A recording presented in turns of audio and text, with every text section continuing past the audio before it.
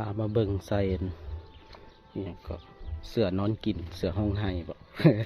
เสือห้องไห้เสือนอนกินสิได้หรือบ่ได้วะใส่เอากุ้งปลาน้อยกระลายแท้ๆปลาใหญ่ไปใส่เบิดวะเดี๋ยวตัวนี้กันบอลจบแล้วตัวนี้เบิ่งดูโอ้โหโอ้ได้ปลาอย่าง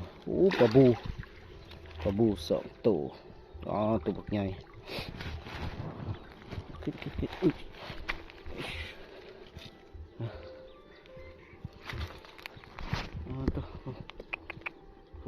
ปลาบูเนี่ยปลาบูตัวใหญ่อีกตัวนึง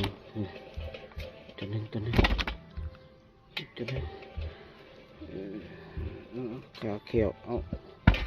โถได้แล้วปลาบูโปรเมพันตัวซ้ำแขน